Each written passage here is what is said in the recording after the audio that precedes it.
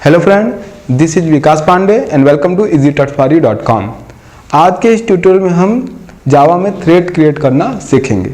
जैसा कि पिछली बार हमने देखा कि थ्रेड क्रिएट करने के लिए हम दो मेथड का यूज़ कर सकते हैं। पहला, थ्रेड क्लास को एक्सटेंड करते हुए, दूसरा रनेबल इंटरफेस का यूज़ करते हुए। तो इस तरीके से आज हम पहले मेथड के बारे में देखेंगे कि किस तरीके से थ्रेड क्लास को एक्सटेंड करते हुए हम थ्रेड क्रिएट कर सकते हैं जावा में।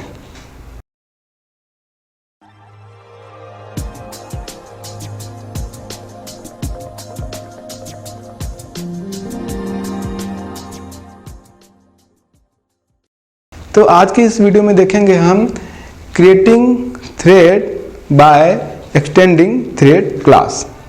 तो आज हम देखेंगे ये जो टॉपिक है वो हम तीन सब टॉपिक्स में यहाँ पर देखेंगे। मतलब अगर हमें थ्रेड क्लास का यूज़ करते हुए एक थ्रेड क्रिएट करना है जहाँ पर हम एक क्लास बनाएंगे और थ्रेड क्लास को एक्सटेंड करेंगे, तो इसके लिए तीन स्टेप्स होंगे यहाँ पर।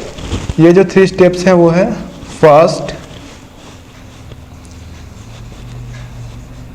declaring the class, सेकेंड है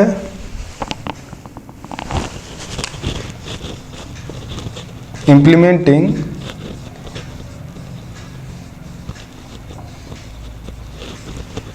the run method, और लास्ट है स्टार्टिंग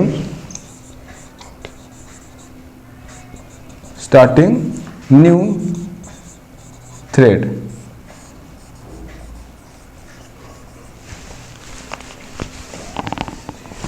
तो इस तरीके से जब हम थ्रेड क्लास को एक्सटेंड करते हुए हम एक थ्रेड क्रिएट करना चाहते हैं, तो यहाँ पर देखेंगे तीन टॉपिक के अंतर्गत हम ये काम करेंगे। फर्स्ट, डिक्लेयरिंग द क्लास, यानी सबसे पहले हम क्लास बनाएंगे जहाँ पर हम थ्रेड क्लास को एक्सटेंड करेंगे। दूसरा है इम्प्लीमेंटिंग द रन मेथड। इसका मतलब ये है कि पिछली बार हमने देखा कि पूरा का पूरा थ्रेड जो कि एग्जीक्यूट होता है, मतलब जो भी सीक्वेंस ऑफ कोड हमको एज अ थ्रेड एग्जीक्यूट कराना होता है वो हम रन मेथड के अंदर लिखते हैं, जो कि जावा रन टाइम द्वारा कॉल होता है जब थ्रेड एग्जीक्यूट होता है। तो यहाँ पर हमको इम्प्लीमेंटिंग द रन मेथड में वो सारा कोड लिखना होता है जो कि थ्रेड क्लास के अंदर होता है। हम पिछली बार देख चुके हैं कि थ्रेड क्लास जो होता है वो रनेबल इंटरफेस जो है उसको उसने इम्प्लीमेंट किया हुआ है। तो ये जो रन मेथड है इसके अंदर वहाँ कोड नहीं है, ये रनेबल के अंदर एब्स्ट्रैक्ट मेथड है। तो इसको यहाँ पर हमको कोड दिखना पड़ता है जिस कोड को हमको एज अ थ्रेड एग्जीक्यूट कराना है। लास्ट देखेंगे स्टार्टिंग न्यू थ्रेड। उसके बाद लास्ट में हम इस थ्रेड क्लास का ऑब्जेक्ट बनाते हुए स्टार्ट मेथड को कॉल करते हैं थ्रेड को एग्जीक्यूट कराने के लिए, उसको स्टार्ट करने के लिए। तो एक एक करके इन टॉपिक्स को हम देखेंगे। सबसे पहला topic, declaring the class. Simple है, जिस तरीके से हम इनहेरिटेंस पहले पढ़ चुके हैं, हम एक एग्जिस्टिंग क्लास से फिर एक न्यू क्लास हम क्रिएट करते हैं, या जब हमारे पास क्लास पहले से है तो हम जब न्यू क्लास बनाते हैं तो उसको एक्सटेंड कर सकते हैं। उसी तरीके से हमारे पास जावा में थ्रेड क्लास अवेलेबल है, जिसके अंदर वे सभी मेथड्स हैं जिसके द्वारा हम थ्रेड को कंट्रोल करते हैं। तो थ्रेड क्लास का यूज़ करते हुए हम थ्रेड क्रिएट कर सकते हैं इसके ऑब्जेक्ट के रूप में, और साथ ही इसके अंदर जो मेथड्स है उसके द्वारा हम उसको कंट्रोल कर सकते हैं। तो यहाँ पर हम देख रहे हैं कि थ्रेड क्लास को एक्सटेंड करते हुए किस तरीके से हम थ्रेड क्रिएट करेंगे। तो पहला है डिक्लेयरिंग द क्लास। तो हम एक क्लास पहले डिक्लेयर करेंगे, सबसे पहले क्लास लिखेंगे जहाँ पर हम थ्रेड क्लास को एक्सटेंड करेंगे। तो इस तरीके से एग्जाम्पल के तौर पे यहाँ पे मैंने क्लास लिखा, क्लास माई थ्रेड, और फिर एक्सटेंड करेंगे, एक्सटेंड्स थ्रेड क्लास को, थ्रेड क्लास। तो यहाँ पर हमने थ्रेड क्लास को एक्सटेंड किया है। इसका मतलब अब इस क्लास के अंदर हम जो थ्रेड के मेथड है, जब हम इसका ऑब्जेक्ट बनाएंगे तो इसके ऑब्जेक्ट के द्वारा थ्रेड के जो भी मेथड है हम यहाँ पर यूज़ कर सकते हैं। तो फर्स्ट स्टेप में हम एक क्लास, जैसा कि आप देख रहे हैं हमने अपना बनाया और थ्रेड क्लास को हमने एक्सटेंड किया ताकि हम थ्रेड के जो भी यहाँ पे मेथड्स हैं उसको यूज़ कर सकें। अब आगे बढ़ते हैं। सेकेंड था implementing the run method. B implementing the run method। Run method के बारे में पिछली बार हम देख चुके हैं। एक्चुअल में जो भी sequence of codes as a thread execute होता है वो सारा का सारा इस रन मेथड के अंदर लिखा होता है। जब ये एग्जीक्यूट होता है तो जो जावा रन टाइम होता है वो रन मेथड को कॉल करता है। तो हम जितने भी थ्रेड क्रिएट करते हैं उनका सेपरेट पाथ ऑफ एग्जीक्यूशन होता है और जो भी हमको थ्रेड यहाँ पर बनाना होता है या जो भी सीक्वेंस ऑफ कोड हमको एग्जीक्यूट कराना होता है एज अ थ्रेड, उसको हम यहाँ पर रन मेथड के अंदर लिखते हैं। क्योंकि यहाँ पर थ्रेड क्लास है जिसने रनेबल इंटरफेस को इम्प्लीमेंट किया हुआ है, जहाँ पर एकमात्र जो मेथड है वो है पब्लिक वाइड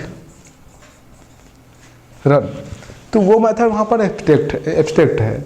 तो जब हम यहाँ पर यूज़ करते हैं, एक्सटेंड करते हैं थ्रेड क्लास को, तो ये ज़रूरी है कि जो पब्लिक वाइड रन है, जो भी हम यहाँ पर रन कराना चाहते हैं एज अ थ्रेड, वो सारा कोड इसके अंदर लिखते हैं।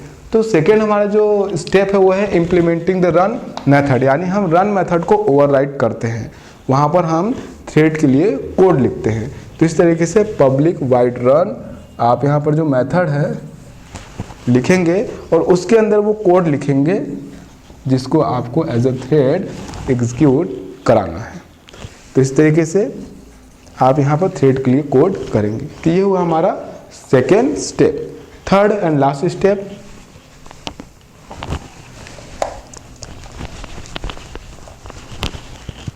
थर्ड स्टेप देखते हैं, स्टार्टिंग न्यू थ्रेड।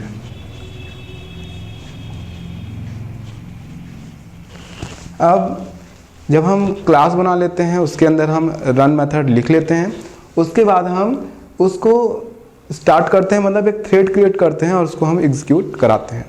तो उसके लिए हम सबसे पहले उस क्लास का ऑब्जेक्ट बनाते हैं। जैसे हमने अभी क्लास बनाया था माई क्लास, तो हम उसका ऑब्जेक्ट बनाएंगे my class obj is equal knew my class.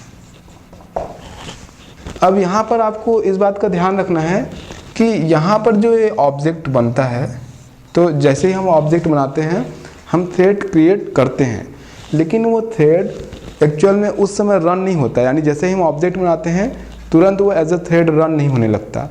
तो जब भी हम इस तरीके से ऑब्जेक्ट बनाते हैं ये थ्रेड क्रिएट होता है, मतलब इसका फर्स्ट स्टेप होता है जिसको हम न्यू बॉर्न बोलते हैं। इस स्टेज को बोलते हैं हम न्यू बॉर्न स्टेज। बाद में हम थर्ड के जो अलग अलग स्टेट हैं उसके बारे में देखेंगे। यहाँ पर हम देख रहे हैं कि जब हम ऑब्जेक्ट बनाते हैं तो ये थ्रेड क्रिएट हो जाता है, ये इसका न्यू बॉर्न स्टेट होता है। अब हम आगे इसको एग्जीक्यूट करा सकते हैं, तो इसके लिए हम स्टार्ट मेथड का यूज़ करते हैं। स्टार्ट मेथड को हम कॉल करते हैं ऑब्जेक्ट का यूज़ करते हुए।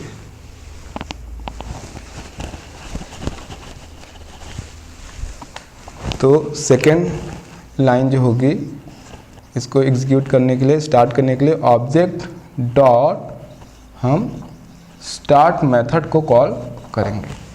तो यहाँ पर ये दो लाइंस हैं, इसको आप समझेंगे। सबसे पहला जो मैंने आपको बताया, ये यहाँ पर जो थ्रेड है क्रिएट होता है, न्यू बॉर्न स्टेट है, न्यू बॉर्न स्टेट है जहाँ पर थ्रेड क्रिएट होता है। उसके बाद ऑब्जेक्ट डॉट स्टार्ट जब हम लिखते हैं तो थ्रेड एग्जीक्यूट करने के लिए स्टार्ट होता है। मतलब अभी भी एग्जीक्यूट कर रहा हो ऐसा ज़रूरी नहीं है, ये एग्जीक्यूट करने के लिए स्टार्ट होता है। मतलब ये मूव होता है रनेबल स्टेट में। Runnable it means thread execute करने के लिए तैयार हो गया है, मतलब मूव हो गया है रनेबल स्टेट में। फिर जावा रन टाइम द्वारा वो शेड्यूल होता है, फिर जावा रन टाइम उसके रन मेथड को कॉल करता है, उस समय वो एग्जीक्यूट होता है। जैसा कि हम पहले ही देख चुके हैं कि प्रोग्राम ने एक से अधिक अगर हम थ्रेड बनाते हैं मल्टी थ्रेड प्रोग्राम ने, तो वो शेड्यूल होते हैं और जो भी शेड्यूल किए जाते हैं उस टाइम के हिसाब से उनमें टाइम स्लाइस बटा होता है और वो कॉन्करेंटली एग्जीक्यूट होते हैं। तो जिस समय ये स्टार्ट मेथड कॉल करते हैं ये रनेबल स्टेट में आ जाते हैं, यानी रन होने के लिए तैयार हो जाते हैं, और जावा रन टाइम उनको शेड्यूल करता है। जब वो रन होते हैं तो उनके रन मेथड को कॉल करता है। तो जब वो रन होते हैं इसके बाद तो वो रनिंग स्टेट में आते हैं, रनिंग। तो इस तरीके से स्टार्ट मेथड को कॉल करने पर वो रनेबल स्टेट में मूव हो जाते हैं, फिर जावा रन टाइम द्वारा भी शेड्यूल किए जाते हैं, फिर वो एग्जीक्यूट होते हैं। तो इस तरीके से ये प्रोसेस जो है, जब हम आगे इसका लाइफ साइकिल देखेंगे तो और अच्छे से इस स्टेज को हम समझ पाएंगे। तो स्टार्ट मेथड को कॉल करते ही वो एग्जीक्यूट करने के लिए वहाँ पर स्टार्ट हो जाते हैं, यानी एग्जीक्यूशन की शुरुआत वहाँ से उनकी होती है। तो ये हुआ लास्ट स्टार्टिंग न्यू थ्रेड। अब यहाँ पर इस लाइन को हम देखेंगे एक बार, ऑब्जेक्ट डॉट स्टार्ट जो हमने लिखा हुआ है, ताकि इसको और अच्छे से समझ सके। जैसा कि मैं पहले ही बता चुका हूँ कि जो मेन है वो, जब भी हम जावा का एक सिंगल प्रोग्राम बनाते हैं जिसमें हम कोई थ्रेड क्रिएट नहीं करते, तो जावा में वो मेन थ्रेड क्रिएट होता है, जहाँ पर जो मेन मेथड है वो एग्जीक्यूट होता है। तो जब हम यहाँ पर न्यू थ्रेड क्रिएट करते हैं तो इस थ्रेड का जो पाथ ऑफ एग्जीक्यूशन है वो मेन थ्रेड से अलग होता है, क्योंकि जितने भी थ्रेड होते हैं उनका सेपरेट पाथ होता है। तो उनके लिए जो कॉल स्टैक होता है वो भी अलग अलग होता है। पिछली बार जो हमने मल्टी थ्रेडिंग के बारे में देखा था तो एक डायग्राम में देखा था कि मल्टी थ्रेड प्रोग्राम में हर एक थ्रेड के स्टैक्स अलग अलग होते हैं, तो वो अलग अलग कॉल स्टैक में एग्जीक्यूट होते हैं। तो उनके लिए मान लीजिए यहाँ पर हमने मेन मेथड बनाया हुआ है और एक थ्रेड और अभी हमने बनाया, तो जब ये दो एग्जीक्यूट होंगे तो इनके कॉल स्टैक अलग अलग होंगे। ये जो कॉल स्टैक है, जैसे यहाँ पर है मेन, और अभी हमने बनाया है माई क्लास का ऑब्जेक्ट, यहाँ पे बनाया है ओबीजे। तो इस तरीके से ये एग्जीक्यूट होंगे अलग अलग कॉल स्टैक में। तो यहाँ पर हमको इसके बारे में समझना है कि ऑब्जेक्ट डॉट स्टार्ट मेथड को हमने यहाँ पर क्यों यूज़ किया है। जब भी हम इस तरीके से स्टार्ट मेथड का यूज़ करते हैं तो जो थ्रेड एग्जीक्यूट होता है वो अलग अलग कॉल स्टैक में होता है, उनका सेपरेट पाथ ऑफ एग्जीक्यूशन होता है और अलग अलग कॉल स्टैक में वो इस तरीके से एग्जीक्यूट होते हैं। मतलब वो सेपरेट तरीके से यहाँ पर एग्जीक्यूट होते हैं, कॉन्करेंटली यहाँ पर एग्जीक्यूट होते हैं एक साथ ही। अब यहाँ पर देखते हैं कि ऑब्जेक्ट डॉट हम सीधे सीधे रन मेथड को भी तो कॉल कर सकते हैं। जैसा कि इस प्रोग्राम में हमने देखा कि हमने एक क्लास बनाया और वहाँ पर थ्रेड क्लास को हमने एक्सटेंड किया है और रन मेथड को इम्प्लीमेंट किया है। तो जब हम यहाँ पर उस क्लास को ऑब्जेक्ट बना रहे हैं तो हम स्टार्ट मेथड को कॉल करते हैं, और स्टार्ट मेथड के बाद फिर वो जब वो थ्रेड एग्जीक्यूट होता है तो वहाँ पर रन मेथड कॉल होता है। तो इसकी बजाय यहाँ पर आपके मन में ये क्वेश्चन हो सकता है कि इसकी बजाय हम सीधे सीधे रन मेथड को भी तो कॉल कर सकते हैं। सीधे सीधे हम लिख सकते हैं ऑब्जेक्ट डॉट रन, तो आप ऐसा लिख सकते हैं, लेकिन ये फिर मल्टी थ्रेड प्रोग्राम के रूप में एग्जीक्यूट नहीं होगा। ऐसा इसलिए कि जब हम डायरेक्ट ऑब्जेक्ट के द्वारा रन मेथड को कॉल करेंगे तो जब वो कॉल होगा थ्रेड, तो उसी कॉल स्टैक में वो कॉल होगा।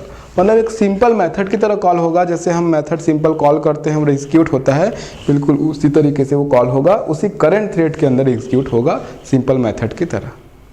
तो इसलिए हमको एज अ थ्रेड उसको एग्जीक्यूट कराना है ताकि एक से अधिक थ्रेड एक साथ रन हो सके। तो हम वहाँ पर स्टार्ट मेथड को कॉल करते हैं, डायरेक्ट रन मेथड को कॉल नहीं करते, क्योंकि रन मेथड को कॉल करते ही वो करंट थ्रेड में ही रन होने लगता है, जबकि स्टार्ट मेथड को कॉल करने पर वो थ्रेड अलग कॉल स्टैक में एग्जीक्यूट होता है। अब हम इस कॉन्सेप्ट के लिए जो हमने देखा कि थ्रेड क्लास को एक्सटेंड करते हुए किस तरीके से हम थ्रेड बना सकते हैं, एक छोटा सा प्रोग्राम बनाएंगे और समझेंगे कि किस तरीके से हम थ्रेड बना सकते हैं।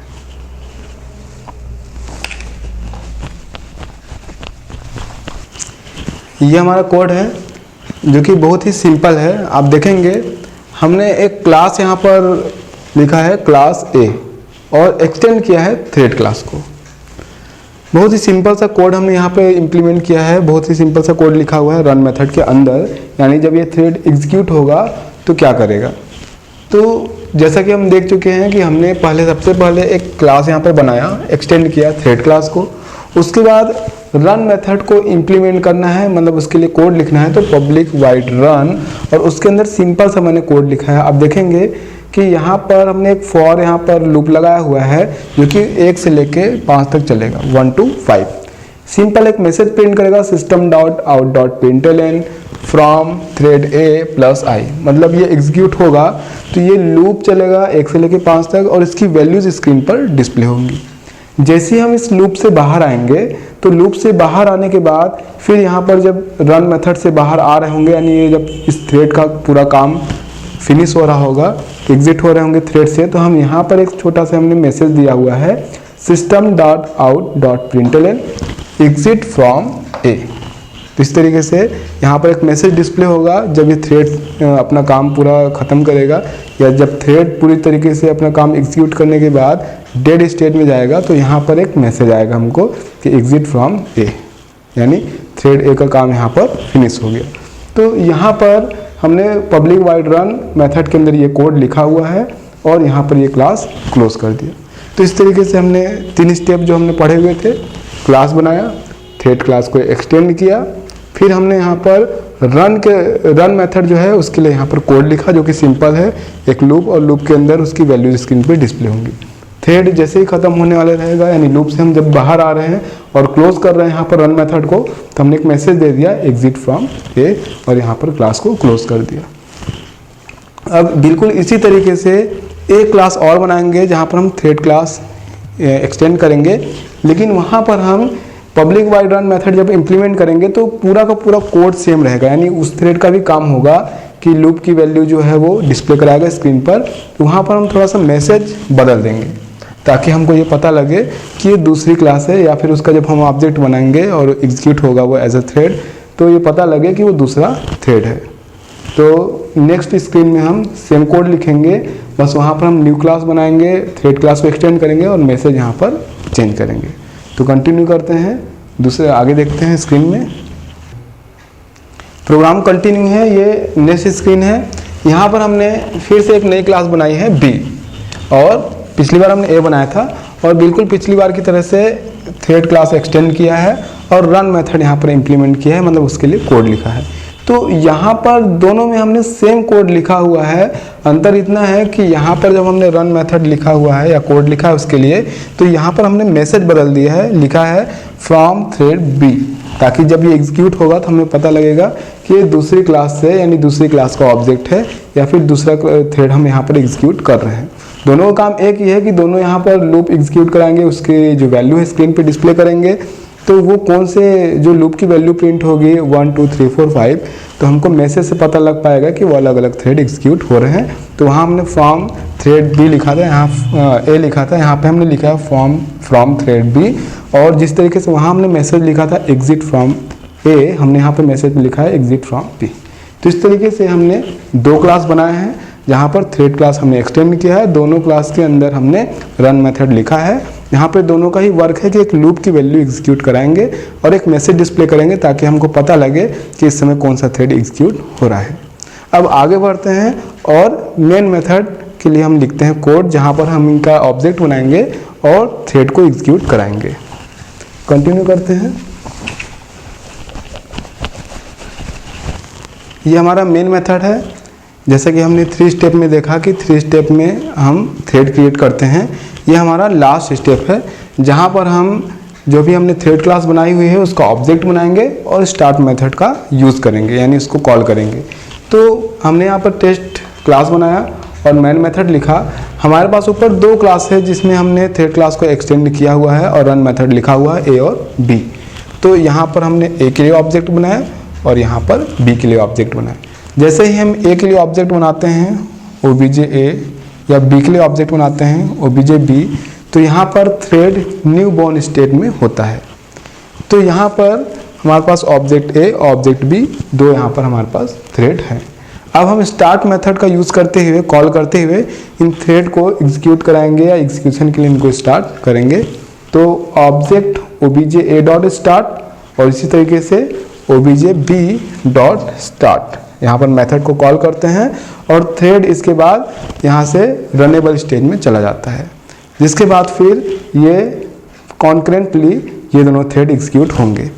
अब ये जो हमने प्रोग्राम बनाया है 3 स्टेप्स में, यहाँ पर हमने थ्रेड क्रिएट किया है, मतलब 2 थ्रेड बनाए हैं और एग्जीक्यूट करा है इसको प्रोग्राम में। जब हम प्रोग्राम रन कराएंगे तो जो इसका आउटपुट हम देखेंगे, जैसा कि हमने अलग अलग मैसेज लिखा हुआ है, ऑब्जेक्ट ए डॉट स्टार्ट जब हम करते हैं तो जो रन मेथड वहाँ पर एग्जीक्यूट होगा, वहाँ पर फ्रॉम ए मैसेज आएगा, और यहाँ पर जो बी डॉट स्टार्ट लिखा हुआ है वहाँ पर जो थ्रेड एग्जीक्यूट होगा वहाँ पर मैसेज आएगा फ्रॉम बी।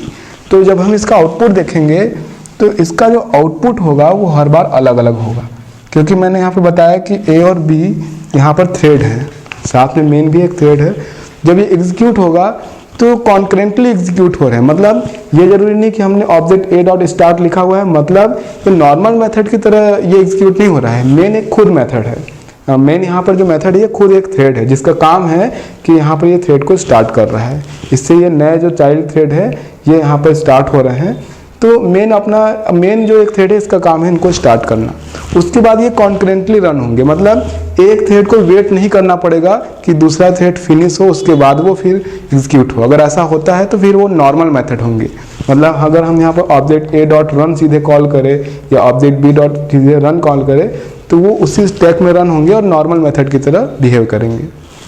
लेकिन चूंकि हमने स्टार्ट मेथड के थ्रू यहाँ पे कॉल किया हुआ है, ये एज अ थ्रेड एग्जीक्यूट होंगे, मतलब मेन मेथड ने दोनों थ्रेड को एग्जीक्यूट करा दिया, फिर वो कॉन्करेंटली रन होंगे।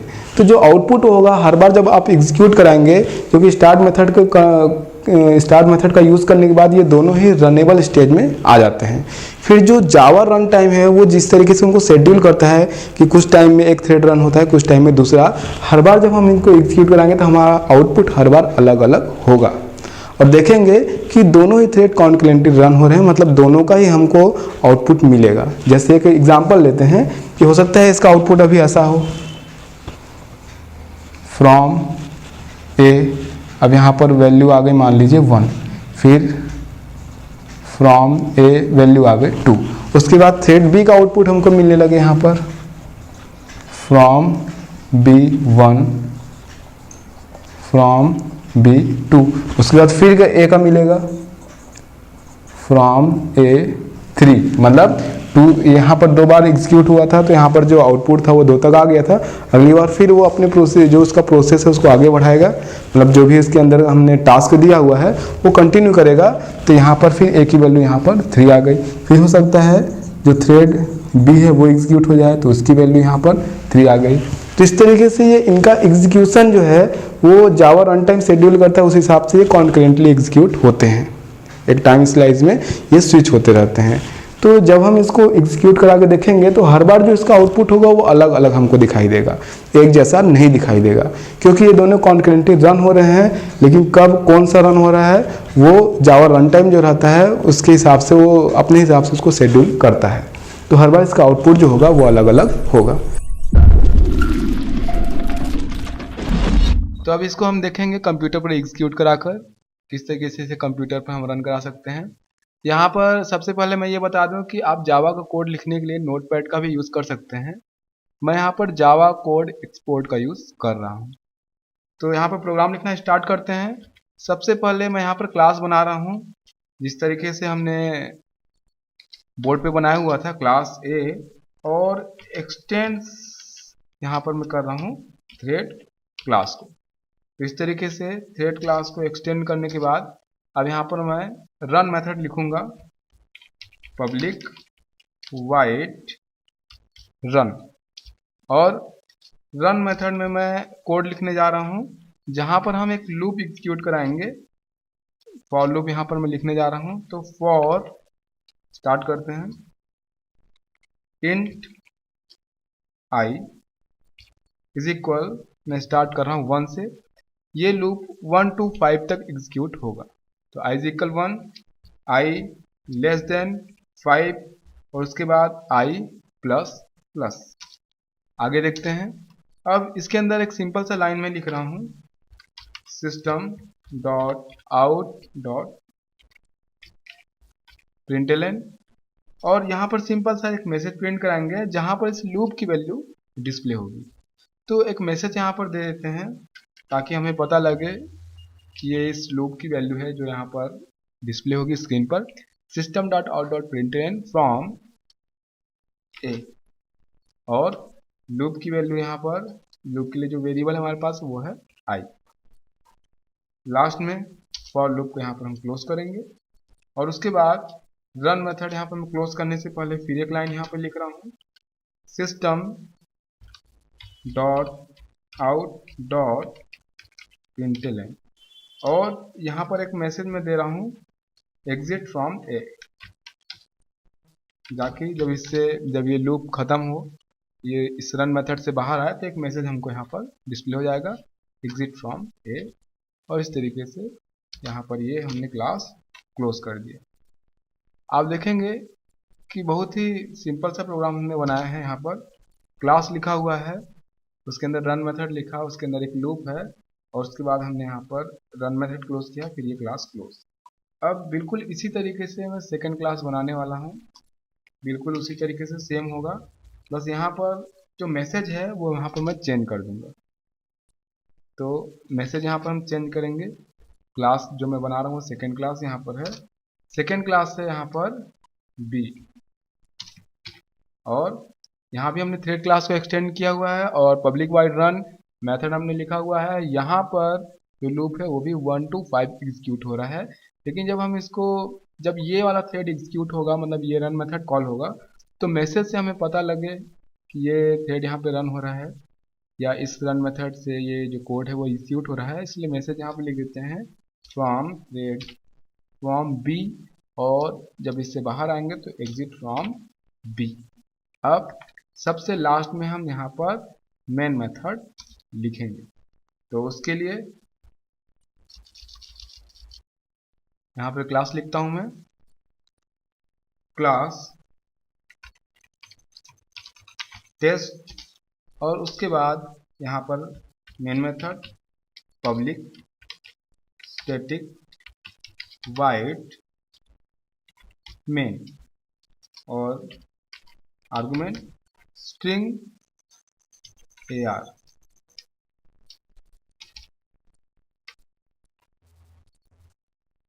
लास्ट, अब इसके अंदर हम क्लास का ऑब्जेक्ट बनाएंगे। हमारे पास क्लास है यहाँ पर, क्लास A और क्लास B, तो दोनों को ऑब्जेक्ट बना लेते हैं, A obj A। इसी तरीके से इसका हम ऑब्जेक्ट बनाते हैं A obj A is equal new A, और बिल्कुल इसी तरीके से क्लास B का हम ऑब्जेक्ट बना लेते हैं obj B is equal new B। अब हमारे पास ऑब्जेक्ट है A obj A और obj B, जो कि इस समय न्यूली क्रिएटेड थ्रेड है। अब हम इनके द्वारा obj A और obj B ऑब्जेक्ट का यूज करते हुए स्टार्ट मेथड कॉल करेंगे।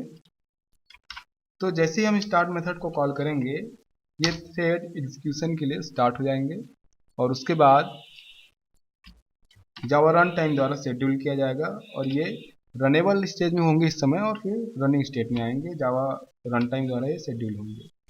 तो स्टार्ट मेथड को कॉल करते हैं हम लोग यहाँ पर, और इस तरीके से यहाँ पर ये मेन मेथड हमारा कंप्लीट हो गया, और हमने क्लोज कर दिया यहाँ पर मेन को, सबसे लास्ट में क्लोज किया हमने क्लास को।